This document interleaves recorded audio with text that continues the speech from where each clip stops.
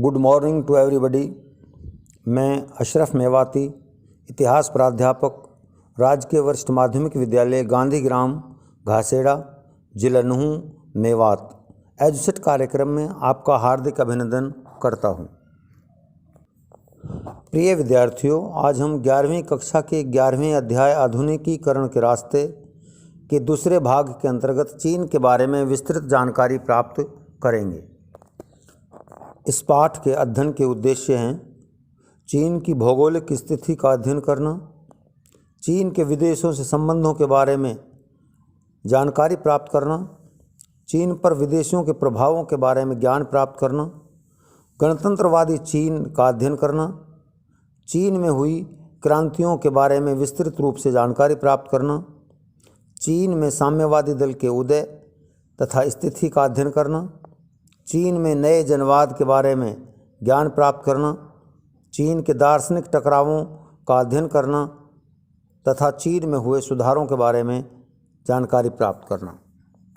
प्यारे बच्चों, सर्वप्रथम हम चीन की प्राचीन सभ्यता एवं संस्कृति, चीन में पाई जाने वाली विभिन्न प्रकार की विविधता, खनिज, चीन की हमेशा बहने वाली नदियों तथा चीन के स्वावलंबन व समृद्धि के बारे में ज्ञान प्राप्त करेंगे। जैसा कि आप मानचित्र में देख रहे हैं, चीन पूर्वी एशिया का एक विशाल देश है। चीन की सभ्यता लगभग 22.5 लाख वर्ष पुरानी है और चीन की सभ्यता विश्व की प्राचीनतम सभ्यताओं मिस्र, मेसोपोटामिया और सिंधु घाटी सभ्यता तथा यूनानी सभ्यता के समय की सभ्यता मानी जाती है। मैं आपको बताना चाहूँगा कि प्राचीन स्वतंत्र लेखन पद्धति का आविष्कार भी चीन में हुआ था, अर्थात लिखाई की शुरुआत चीन से ही हुई थी। यही नहीं, किताबों की छपाई का आविष्कार भी चीन में हुआ था। प्रिय विद्यार्थियों, चीन में अनेक प्रकार की विविधता पाई जाती है। यहाँ अनेक संस्कृतियाँ मौजूद हैं। विभिन्न जातियाँ चीन में निवास करती हैं। मुख्य रूप से चीन में 56 जातियाँ, जिनमें हान, मंगोल, तिब्बती, उइगुर, मियाओ, यी, ज्वांग, बुई तथा कोरियाई जाति शामिल हैं। चीन में 299 भाषाएं रजिस्टर्ड हैं। वहाँ की राजभाषा पुतोंगहुआ अर्थात चीनी राजभाषा है। मंगोलियाई, तिब्बती, उइघुर व झुआंग, हुई, उए और संघानीज आदि प्रमुख राष्ट्रीय भाषाएं हैं। चीन के पूर्वी मैदान तथा तटीय प्रदेशों में उपजाऊ तराई और तलहटी मिट्टी पाई जाती है। वहीं यांत्सी नदी के दक्षिण में पहाड़ी व पर्वतीय क्षेत्र मौजूद है। पश्चिम व उत्तर में डूबे हुए बेसिन, रोलिंग पठार, टेबल लैंड हैं, तो वहीं तिब्बत का पठार भी मौजूद है जो सबसे कम उपजाऊ है। चीन में खनिजों का भंडार है। मुख्य रूप से चीन में कोयला, टिन, सीसा, लोहा, चांदी आदि खनिज पाए जाते हैं। इनके अलावा चीन में बहुत से खनिज भी पाए जाते हैं। प्रिय विद्यार्थियों, जैसा कि हमने भारतीय भौगोलिक अध्ययन में पढ़ा है कि हिमालय से निकलने वाली नदियां सदा नीरा रहती हैं, अर्थात उनमें सारे साल पानी बहता रहता है। इसी तरह चीन की यांगत्सी नदी, जिसे झांग जियांग कहा जाता है, पीली नदी जिसे हुआंगहो कहा जाता है तथा पर्ल नदी में हमेशा पानी बहता रहता है और यांगत्सी तथा पीली नदी की लंबाई 3000 मील से भी अधिक है।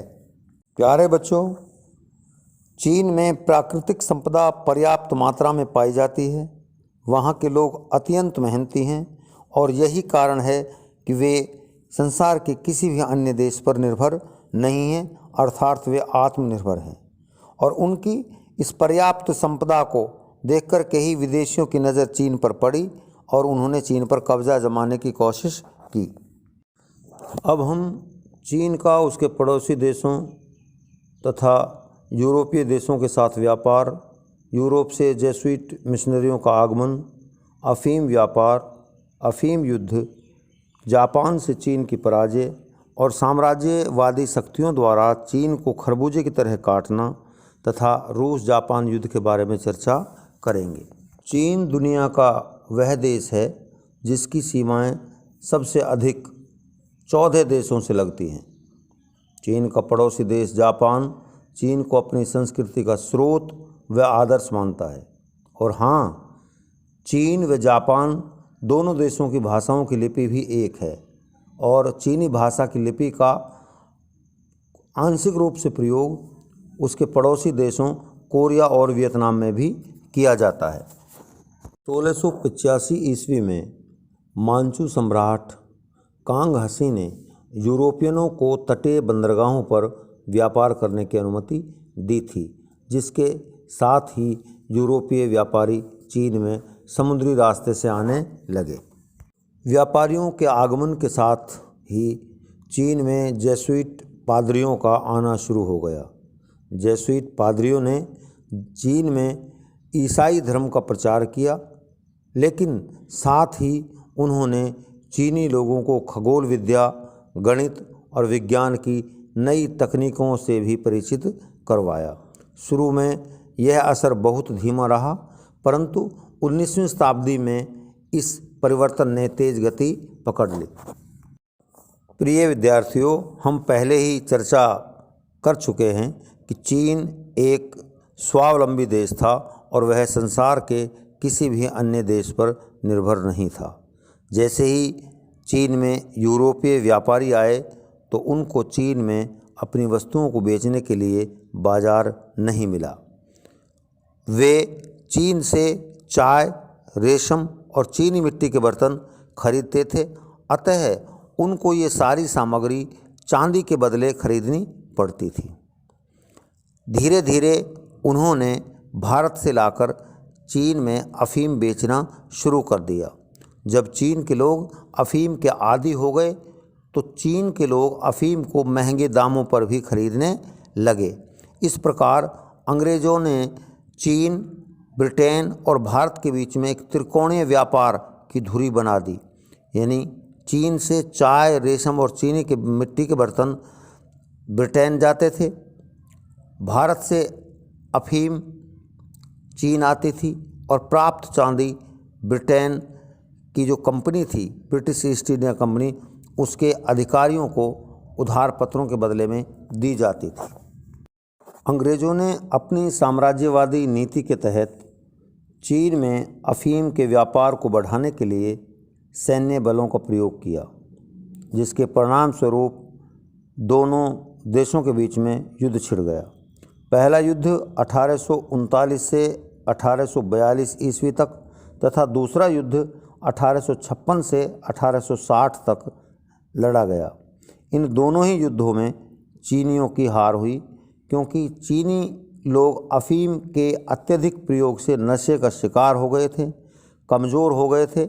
यही कारण था कि सत्ताधारी क्विंग राजवंश कमज़ोर हो गया और चीन में सुधारों तथा बदलावों की मांग जोर पकड़ने लगी। अपनी साम्राज्यवादी नीति पर चलते हुए जापान ने 1894 में चीन पर आक्रमण कर दिया। जापान की आधुनिक फौज तथा उनकी तोपों के सामने चीन की विशाल सेना न डट सकी। परिणाम स्वरूप चीन पर जापान ने अधिकार कर लिया। साम्राज्यवादी शक्तियों द्वारा चीन पर कब्जा करने को इतिहास में चीनी खरबूजे का बांटना कहा जाता है, क्योंकि साम्राज्यवादी ताकतों ने चीन को खरबूजे की फांकों की तरह आपस में बांट लिया था। उस समय चीन की स्थिति इतनी दयनीय थी कि चीन पर प्रभाव जमाने के लिए उसके पड़ोसी देश रूस और जापान चीन की धरती पर आपस में युद्ध करने लगे। 1905 ईस्वी में रूस और जापान के बीच चीन की धरती पर युद्ध लड़ा गया, जिसमें जापान ने रूस पर विजय प्राप्त करके चीन पर अपना प्रभाव जमा लिया। विश्व इतिहास में चीन में गणतंत्र की स्थापना को चीन की 1911 ईस्वी की क्रांति के नाम से जाना जाता है, क्योंकि 1911 ईस्वी की क्रांति के बाद ही चीन में गणतंत्र की स्थापना हुई थी।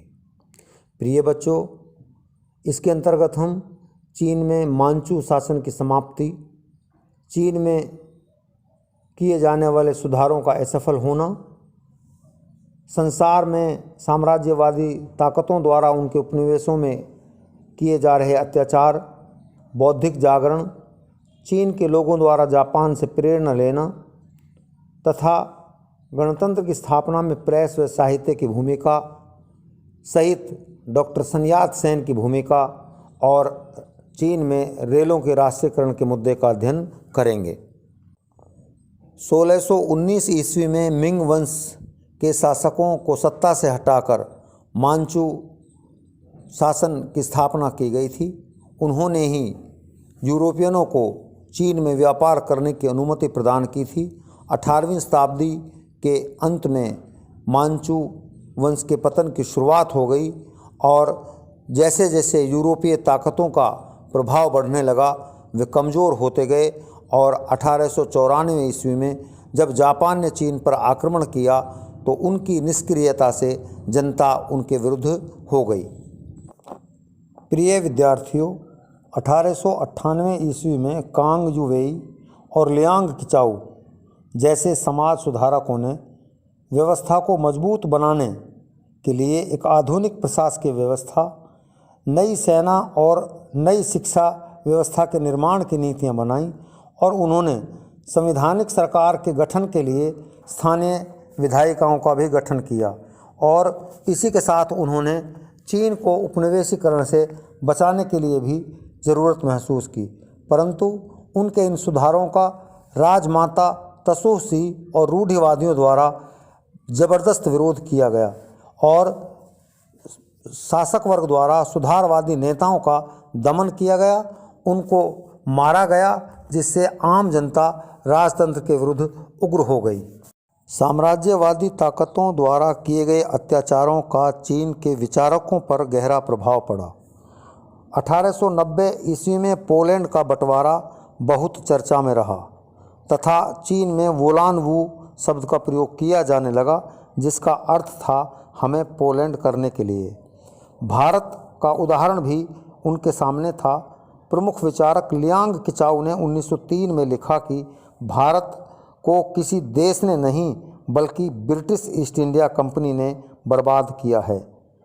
लियांग किचाऊ भारतीय लोगों के अपने ही देश के लोगों पर जुल्म करने को भी बुरा मानते थे और उन्होंने देखा कि ब्रिटानिया भारत के जवानों का चीन के साथ युद्ध में भी इस्तेमाल करता है।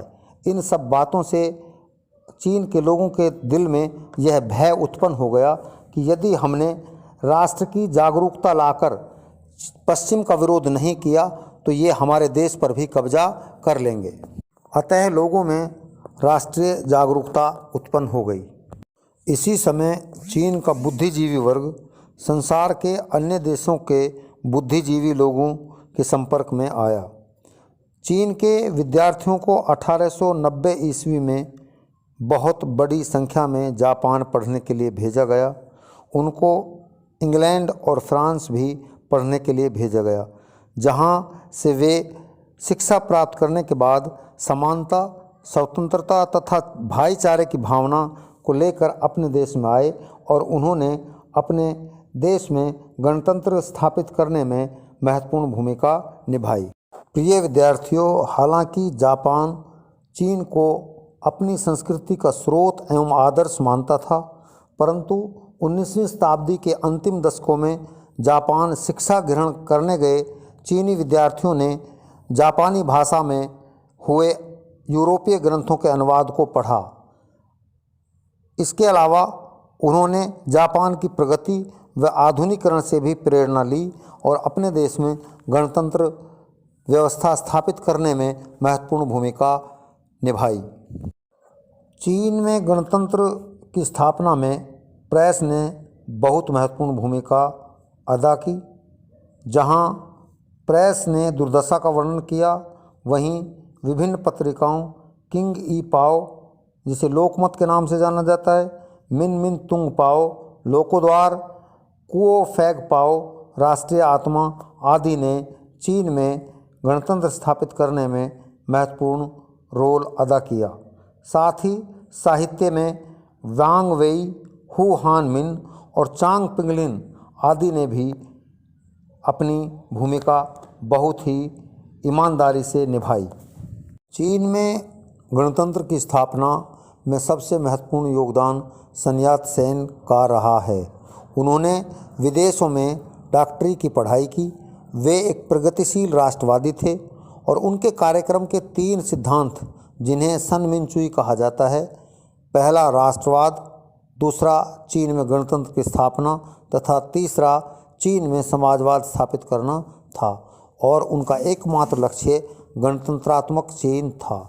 इस लक्ष्य को प्राप्त करने के लिए डॉक्टर सन यात सेन ने विश्व की यात्रा की ताकि पर्याप्त मात्रा में समर्थन जुटाया जा सके और धन इकट्ठा किया जा सके।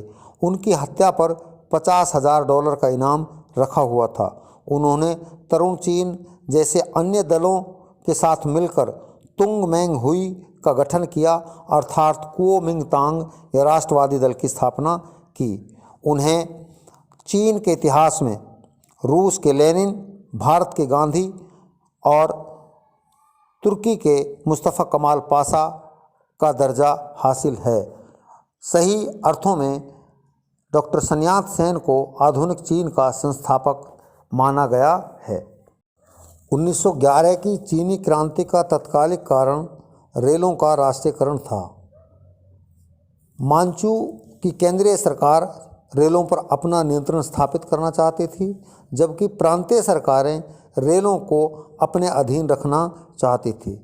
और इसके अलावा 10 अक्टूबर 1911 को हैंकी में बम का फटना अपने आप में एक और तत्कालिक कारण था, जिसके परिणाम स्वरूप चीन में क्रांति फैल गई। प्रिय विद्यार्थियों, अब हम 1911 की चीन की क्रांति की घटनाओं के अंतर्गत नॉनकिंग में अस्थायी सरकार और युआन शी काई की भूमिका का अध्ययन करेंगे। क्रांति की शुरुआत के कुछ ही दिनों बाद दक्षिणी चीन में क्रांतिकारियों ने अपनी नई सरकार स्थापित कर ली। उन्होंने नानकिंग को इसकी राजधानी बनाया और डॉक्टर सन यात सेन को सरकार का अध्यक्ष चुन लिया। अब चीन में 2 सरकारें, केंद्र में मांचू सरकार तथा दक्षिण चीन में डॉक्टर सन यात सेन की सरकार कार्यरत थी। मांचू सरकार ने क्रांति को दबाने के लिए युआन शी काई को सर्वोच्च सेनापति बना दिया। साथ ही राष्ट्रीय महासभा के दबाव के कारण सम्राट ने युआन शी काई को प्रधानमंत्री भी नियुक्त कर दिया। इस समय पेकिंग में मांचू सरकार तथा नॉनकिंग में गणतांत्रिक सरकार कार्यरत थी। तभी 25 जनवरी 1912 को डॉक्टर सन यात सेन ने तार द्वारा युआन शी काई को राष्ट्रपति पद का ऑफर दिया, जिसे उन्होंने तुरंत स्वीकार कर लिया और 12 फरवरी 1912 को शाही घोषणा की गई तथा 13 फरवरी 1912 को युआन शी काई को गणतंत्रवादी चीन का राष्ट्रपति चुन लिया गया। 1911 की चीन की क्रांति के बाद हुए परिवर्तन और परिवर्तनों के बाद आए परिणामों के अंतर्गत हम डॉक्टर सन यात सेन के विचार, आर्थिक विकास, तत्कालीन सामाजिक परिवर्तन, शिक्षा और पत्रकारिता का अध्ययन करेंगे।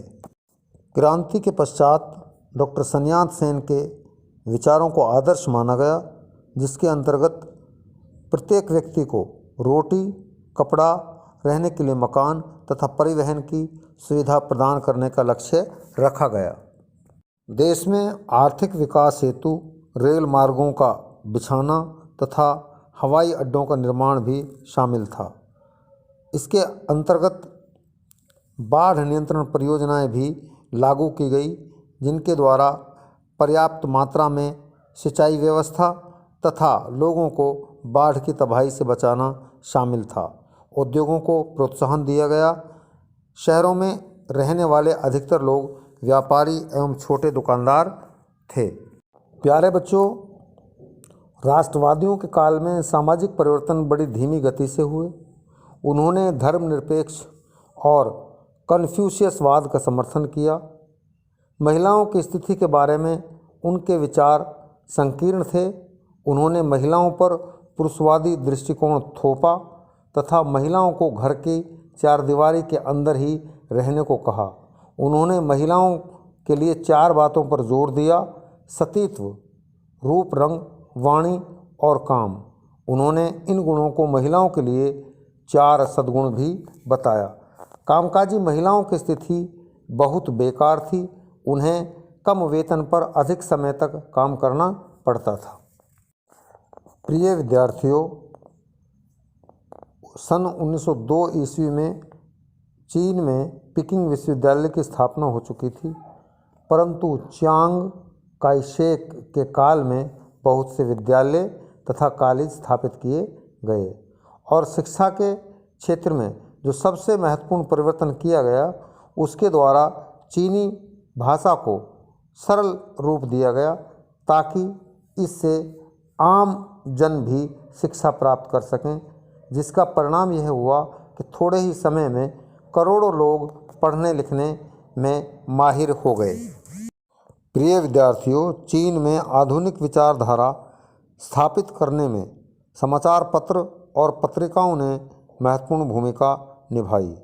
साओ तुआफेन द्वारा संपादित लाइफ वीकली आधुनिक विचारों की एक मशहूर पत्रिका थी, जहां 1926 ईस्वी में इसकी मात्र 2000 प्रतियां बिकती थी। वहीं 1933 ईस्वी में इनकी संख्या बढ़कर 2 लाख हो गई। पत्रकारिता के द्वारा चीन के लोगों को उदार विचारों के व्यक्ति तुर्की के कमाल अतातुर्क, भारत के महात्मा गांधी आदि विचारकों से अवगत करवाया गया। साथ ही रूस के लेनिन के विचारों का भी ज्ञान दिया गया। अब हम चीन में साम्यवादी दल के उदय की परिस्थितियों का अध्ययन करेंगे। 1911 की चीन की क्रांति के बाद गणतंत्रवादी सरकार स्थापित हुई और उसके बाद किस तरह चीनी साम्यवादी दल का उदय हुआ, चीन में गृहयुद्ध की शुरुआत कैसे हुई तथा चीन की जापान से हार और चीन में सामाजिक असमानता ऐसे कारण थे जिनके कारण चीन में साम्यवादी दल का उदय हुआ। प्रिय विद्यार्थियों, जैसा कि हम जानते हैं 13 फरवरी 1912 ईस्वी को युआन शिकाई के नेतृत्व में चीन में गणतंत्रवादी सरकार का गठन हुआ। यह सरकार डॉक्टर sun यat-sen के 4 आदर्श रोटी, कपड़ा, मकान और परिवहन की सुविधा आम जनता तक न पहुंचा सकी तथा साम्राज्यवादी ताकतों के चंगुल में फंसकर प्रथम विश्व युद्ध में भी सम्मिलित हो गई। उसी समय रूस में क्रांति हुई। उस क्रांति का पूरी दुनिया पर बहुत प्रभाव पड़ा। लेनिन जैसे नेताओं ने मार्च 1918 में कोमिंटर्न का गठन किया, जिसका उद्देश्य विश्व स्तरीय सरकार बनाकर संसार से शोषण को समाप्त करना था। इस उद्देश्य को प्राप्त करने के लिए सोवियत संघ ने दुनिया भर की साम्यवादी पार्टियों का समर्थन किया। उसी समय 4 मई 1919 ईस्वी के युद्धोत्तर शांति समझौते के निर्णय के विरोध में धुआंधार प्रदर्शन हुए, क्योंकि चीन को ब्रिटेन का सहयोग करने के बावजूद उसके कब्जाए क्षेत्र वापस नहीं मिले थे और इस आंदोलन के जरिए चीन को आधुनिक विज्ञान व लोकतंत्र से बचाने की बात की गई और जो सिर्फ राष्ट्रवाद के जरिए ही संभव था। अतः 1921 ईस्वी में चीनी साम्यवादी पार्टी की स्थापना की गई। 1919 का विरोध आंदोलन में बदल गया। आंदोलनकारियों ने देश के संसाधनों पर कब्जा जमाए बैठे विदेशियों को भगाने, देश से असमानता हटाने और गरीबी कम करने का नारा दिया। उन्होंने एक ही भाषा में लेखन करने, पैरों को बांधने की प्रथा समाप्त करने और औरतों को आज़ादी दिलाने की बात भी कही। देश में उथल पुथल का दौर मच गया और देश में गृह युद्ध छिड़ गया। कुओमिंतांग नेशनल पीपुल्स पार्टी और चीनी कम्युनिस्ट पार्टी 2 महत्वपूर्ण विरोधी ताकतों के रूप में उभरी। चियांग काई शेक ने सैन्य अभियानों के जरिए वारलॉर्ड्स पर अपना कब्जा कर लिया तथा साम्यवादियों को खत्म करने का प्रयास किया और राष्ट्र का सैन्यकरण करने की भी कोशिश की। इसी दौरान माओ त्से तुंग एक महत्वपूर्ण नेता के रूप में उभरे। कुओमिंतांग की ज़बरदस्त नाकेबंदी के कारण माओ त्से और कम्युनिस्टों को लॉन्ग मार्च पर जाना पड़ा, जो कि शांग्सी तक 6000 मील का मुश्किल सफ़र था। उन्होंने सामंतवाद को ख़त्म करने, भूमि सुधार करने और विदेशी साम्राज्य से लड़ने के कार्यक्रम को आगे बढ़ाया। 1937 ईस्वी में जापान ने चीन पर हमला कर दिया। कुओमिंतांग पीछे हट गया। साम्यवादियों ने कुओमिंतांग से जापान के विरुद्ध मिलकर लड़ने की बात कही, जिसे कुओमिंतांग ने नकार दिया। यह युद्ध लंबे समय तक चलता रहा और चीन बेहद कमज़ोर हो गया। ज़रूरी वस्तुओं की कीमतें 30% प्रति माह की रफ्तार से बढ़ने लगी और आम आदमी की ज़िंदगी तबाह हो गई। ग्रामीण लोगों के सामने पर्यावरण संबंधी बंजर ज़मीन, वनों का नाश और बाढ़ आदि की समस्या आने लगी। साम्यवादियों ने किसानों का समर्थन किया और युद्ध समाप्त होने के पश्चात कुओमिंतांग की हार हो गई और साम्यवादी सत्ता में आ गए। ये विद्यार्थियों, अब हम माओ त्से तुंग की कार्यप्रणाली के अंतर्गत उनके द्वारा किए गए सर्वेक्षण, उन संयुक्त अभियानों तथा समाजवादी शासन व चीन का नवनिर्माण करने की प्रक्रिया का अध्ययन करेंगे। गृह युद्ध के दौरान ही 1930 ईस्वी में माओ त्से तुंग ने दैनिक उपयोग की वस्तुओं, नमक तथा सोयाबीन आदि के बारे में विस्तृत जानकारी प्राप्त की। उन्होंने मजदूरों की बिक्री, दस्तकार, व्यापारी, कृषक तथा वेश्याओं का भी सर्वेक्षण कराया। उस समय चीन में लड़के 100 से लेकर 200 युआन में बिकते थे। साथ ही माओ त्से तुंग ने धार्मिक संगठनों का भी सर्वेक्षण कराया, जिससे उनकी ताकत का पता चल सके। सही अर्थों में माओ त्से तुंग जनता की परेशानियों को समझना चाहते थे ताकि उनका वह अच्छी तरह निदान कर सके। साम्यवादियों द्वारा जापान के विरुद्ध मिलकर युद्ध लड़ने के आग्रह को कुओमिंतांग अथवा राष्ट्रवादियों द्वारा ठुकरा दिए जाने के बाद माओ त्से तुंग ने किसानों का समर्थन किया, जिससे किसान उनके साथ जुड़ गए और उनकी ताकत में अत्यंत वृद्धि हो गई। 1949 ईस्वी में युद्ध के समाप्त होने के पश्चात कुओमिंतांग सत्ता से बाहर हो गया और चीन पर साम्यवादियों का कब्जा हो गया। साम्यवादियों ने माओ त्से तुंग के नेतृत्व में कृषि और व्यापार सहित उद्योग को बढ़ावा दिया। साथ ही उन्होंने महिलाओं की आज़ादी को बढ़ावा देकर के चीन के नवनिर्माण में महत्वपूर्ण भूमिका निभाई। प्रिय बच्चों, अब हम नए जनवाद की स्थापना के अंतर्गत पीपुल्स रिपब्लिक ऑफ चाइना, लंबी छलांग आंदोलन, पीपुल्स कम्यून्स और समाजवादी व्यक्तित्व का अध्ययन करेंगे। 1949 ईस्वी में कुओमिंतांग की हार के बाद चीन में पीपुल्स रिपब्लिक ऑफ चाइना की सरकार स्थापित की गई। यह सरकार नए लोकतंत्र के सिद्धांतों पर आधारित सामाजिक वर्गों का गठबंधन था। यह सोवियत संघ की सर्वहारा की तानाशाही से बिल्कुल भिन्न था। नए लोकतंत्र के सिद्धांतों के आधार पर निजी भूस्वामित्व व निजी कारखाने समाप्त कर दिए गए और उन पर पूरी तरह सरकारी नियंत्रण स्थापित कर दिया गया। यह प्रक्रिया 1953 ईस्वी तक लगातार चलती रही।